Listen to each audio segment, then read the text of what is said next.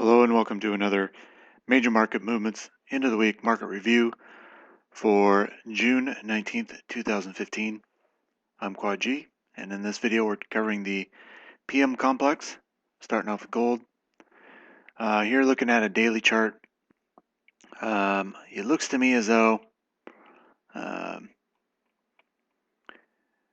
we've got three legs down and we've got this small positive candle. So this looks like a harami. Yes, that may have been set last week actually. This is a weekly chart, not daily.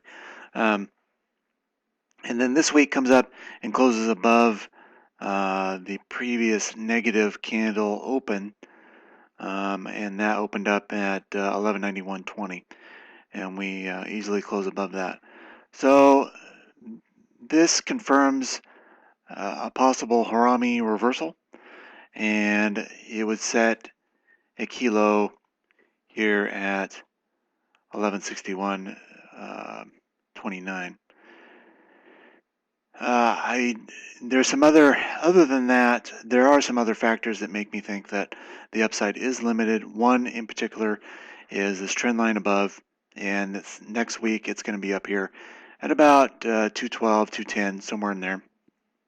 So I don't think, even though the weekly has a nice little turnaround here, I don't think it's enough for us to generate a buy signal to the upside just yet. I want to see how the market deals with this trend line above and some other resistances, which I'll show you in a minute. Let's see. The QG3 is open to the upside, not quite a, well, I'm sorry, excuse me. This candle will close today, and that will produce a bullish alignment to the upside with the 10 EMA, the green line there, closing plenty above the 20 DMA. So that will generate a bullish alignment to the upside. And gold on the weekly, we already talked about that. Let me back out here to the daily real quick. Now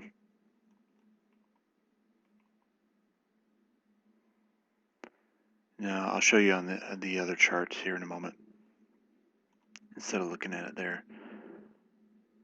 Gold on the EWO, again, just hanging around that zero line, so not very useful. The RSI has come up, and it looks like it's coming up to possibly test the 60 again. We can see that next week.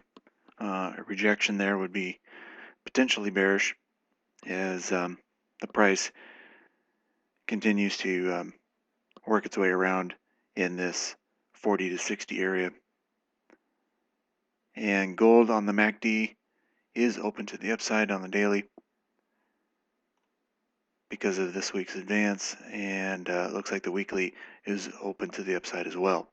So there's some good initial indications that gold may be turning around here, though we have some key resistances just ahead of us, just above by a few points, which we'll look at closer here in a moment. Silver.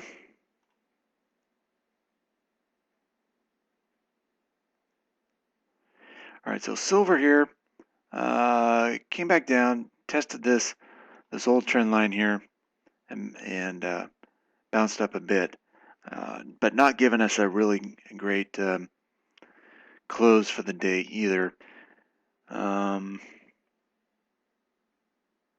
The QG3 still has a bearish alignment to the downside, which is opposite of what gold's doing right now. Generally speaking, I do not like that silver and gold being opposite of each other with regards to the QG3. I prefer them moving along with that indicator fairly closely to one another, and the fact that we have both the gold and silver markets at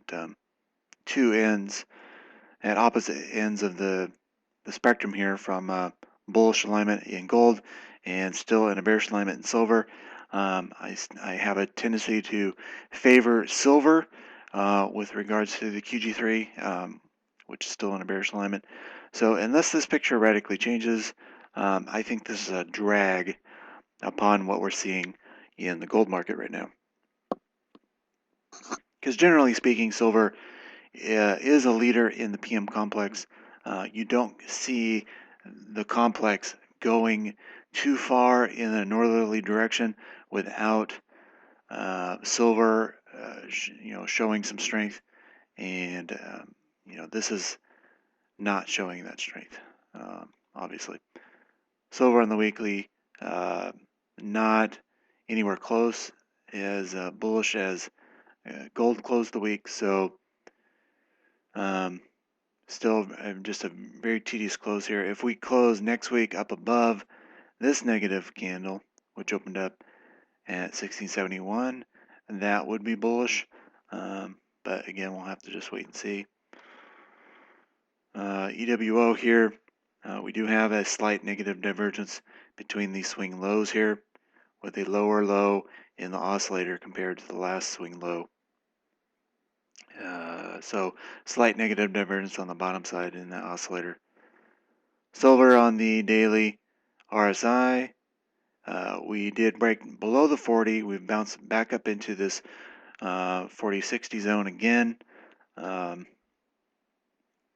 since we broke that 30, I do think there's still the potential of, or broke the 40, excuse me, not the 30.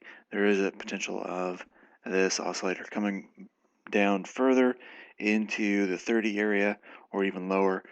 And obviously that would require the price to come down with it, obviously. And silver on the MACD, the daily has closed out some, though still slightly in a bearish alignment. And then on the weekly, we were in a bullish alignment and we've closed that out. Almost the signal line almost coming in to close right at the baseline. Let's take a look at platinum.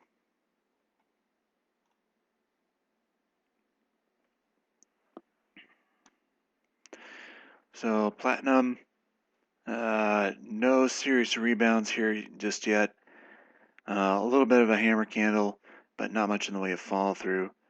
It looks like it's just choppy and sideways movement taking place here. The QG3 is still in a bearish alignment, and what looks like we're closing right at the 3 EMA. And the platinum on the weekly closes lower still, making multi-year weekly closes even lower. And the EWO, not much to tell you there. We still maintain like I talked about last week, the potential here of a positive divergence, with the price making a lower low compared to this last swing low, and the oscillator is currently at a higher low, so it creates a positive divergence. And the RSI here, pretty much the same thing, comparing the last swing low. We got a lower low in the price, but the oscillator is still quite a bit higher, though underneath the 40. So I think there's still enough room there for it to trickle down a little bit further and still maintain the positive divergence.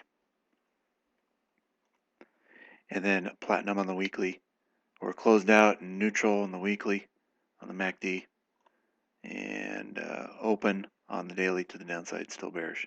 All right, so platinum, I would say overall, is still looking bearish for the short term.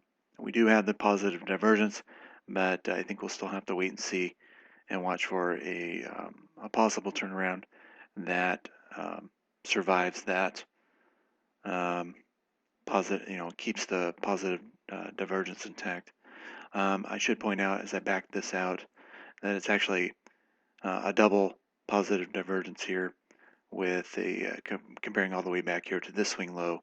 We've got two lower lows in platinum and higher lows in the oscillator. So that's a double positive divergence there, which is stronger than a single, obviously. And the same thing with the RSI. Got the double so far.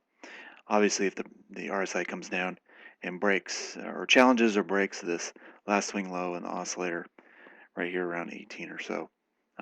That would wash out this bullish, potentially bullish buildup in the oscillator.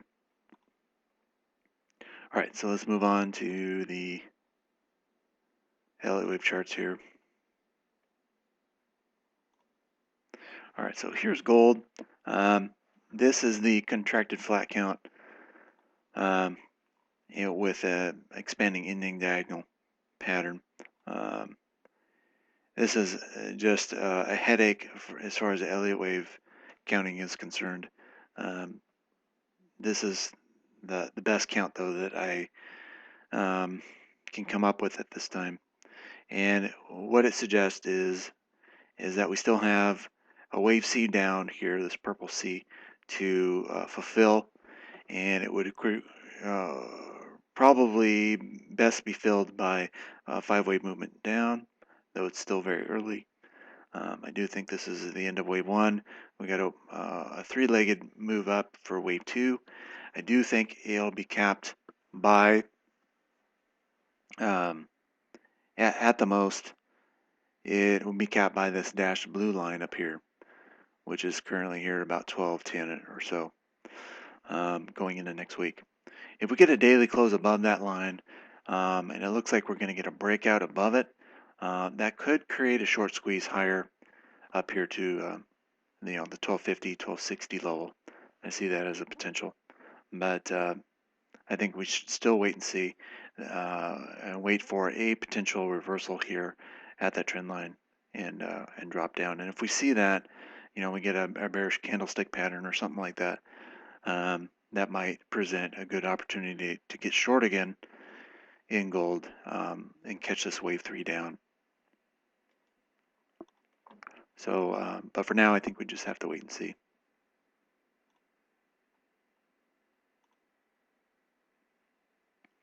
For silver here, I think we're still working on, or possibly working on, though it's still very, very early, the possibility of a 3-legged move up for wave E. And typically, let me zoom in here a little bit. Typically on wave C, if you take a Fibbo retrace from the top of the previous wave C down to the, other way around. We'll go from the end of wave D up to wave C with a Fibbo retrace.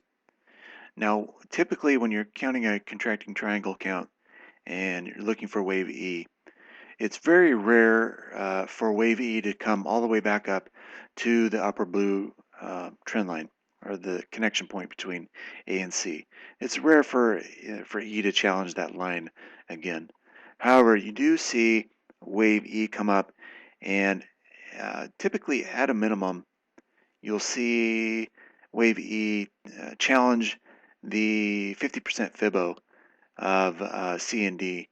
In this case, it's wave C and D, which is in this case is 1678.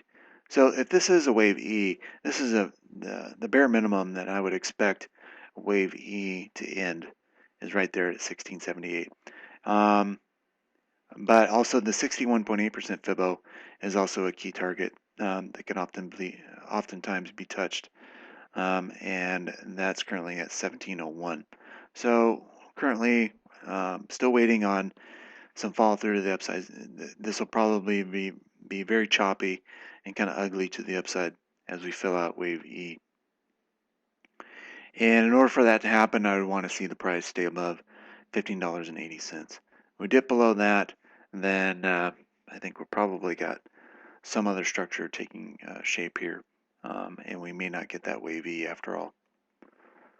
All right, let's look at GDX. Zoom in here. I don't have much of a LE wave count. I got a long-term count, but because of this sideways choppy movement, you get, trading or trying to count an impulse wave is infinitely easier than these corrective choppy moves. The corrective choppiness just gives you all kinds of different alternatives that are possible. So I'm not going to spend a bunch of time showing you all kinds of different counts when they're basically meaningless and not very helpful. So, but I will go with some of the basic TA that I'm seeing here. A couple days ago, we did see on Wednesday, we did see this engulfing candle to the upside, and we stalled yesterday, and the expectation is that we were going to drop down into a right shoulder, and we are seeing some of that play out today with this drop. It may not be finished just yet. Maybe on Monday we might get one more little drop lower, and then or turnaround, and then we might, if that we see that take place, we may enter to the long side on maybe Monday afternoon, depending on the strength of that candle. If we do get the reversal on Monday, and then we'll follow it to the upside. I think it has the potential of coming up to at least the mid 19s, maybe even the $20 level. Test that orange trend line again. I see that as a possibility. However, I have my reservations about that orange trend line being broken just yet. I do think there is a chance we could pop just above it and then see another rejection. But not to make any mistakes here, that orange trend line is being pressured, especially on this last attempt. It pressured it pretty good, but we did see the rejection. So the market is definitely paying attention to that line, but we may, I'm guessing that we're going to come up here, test it, and then maybe chop down yet again to the downside. But just underneath it is what I suspect going into August and September. I'll give you here's the LE wave chart. I do think we'll come up. It's orange on this chart. It's blue in this chart, that trend line. We'll come up and we'll test it, and then we'll see another rejection. Though I do think there's a possibility we could make a new incremental low underneath that 1640 level. However, if we do see a very sloppy, choppy move to the downside that keeps just underneath that trend line, that's going to be certainly very bullish and will allow for a breakout much sooner than later. And this move to the downside could be a far shallower of a move than this move. So we'll just have to wait and watch. I think this market is just going to be tiresome and boring for a while. The PM complex as a whole, until we move into about August. If we continue to trickle down into August, I think August could be a real excellent month for picking it back up and running with it to the long side. All right, let's move along here. Here's another indication that lets me know that we're kind of still in a bearish mode here, with the QG3 still in a bearish alignment, though we did get a pop up and tested the 20 DMA, but we're seeing that rejection. So this tells me that the market is still, at least in the time being, in a bearish mode. You can see here that when the 20 DMA is respected as support, you can continue to see an uptrend. And these last little pokes to the upside here look like they were using the 20 DMA as a spot to sell it down. So it looks like the bears are still in control. Here's another example of a pop-up. Just violates the 20 DMA slightly intraday, and then it drops down as it maintains resistance. Okay, so that's the conclusion of my overview of the PM complex for this week. I hope you all have a great weekend, and we talk to you later. Adios.